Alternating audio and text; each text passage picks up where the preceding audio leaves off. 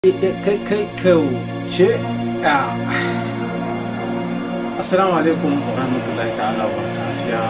Yan uwa da abokan arziki, masoyan yabanya ɗan Hausa kuma mawaƙin nan sabo na cikin ƙasar Sudan.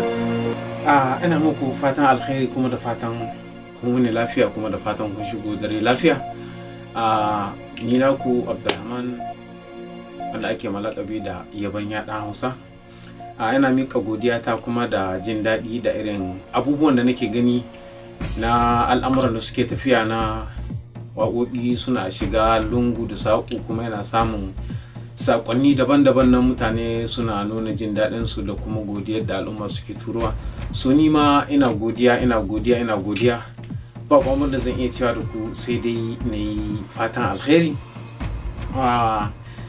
Yau muna cikin ɗaki na watsu shiri a kamfanin Gabas Entertainment wanda ya shirya mana wannan shirin shine ina mika godiya gare sa, duk da an yi mana uzuri akan an tuntube mutum wani lokacin ba mu samu zuwa ba, sai kuma saboda uzurrukan yau da kullum suka hana mu ba mu samu damar zuwa ba. Amma yau Allah ya kawo mu shigo cikin wannan gida mai albarka.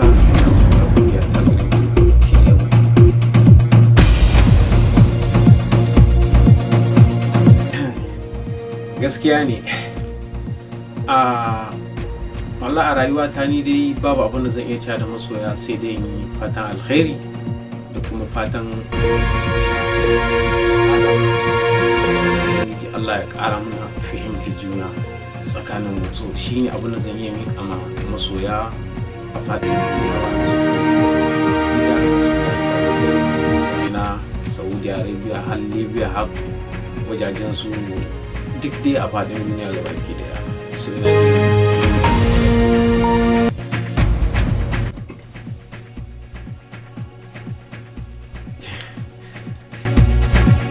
lallai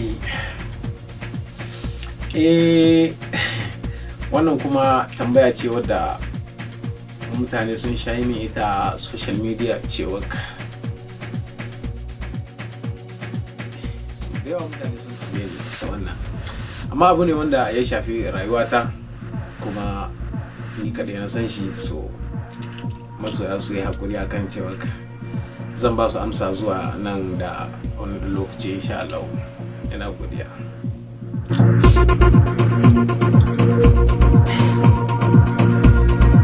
So alhamdulillah, gaskiya abincin da na fi so a duniya shine wato musamman dai a nan da kasan mu ta Sudan.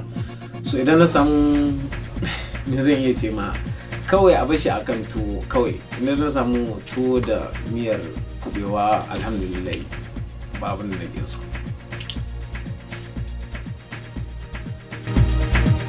So ina godiya gaskiya ne.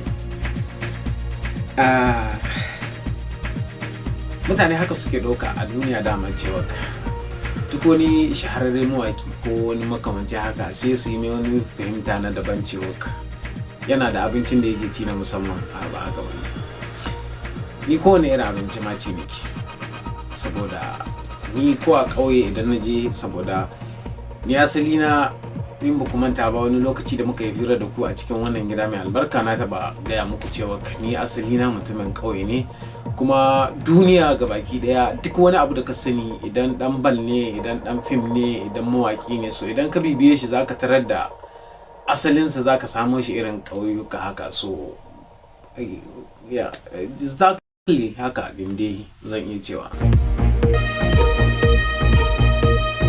So alhamdulillah gaskiya ne.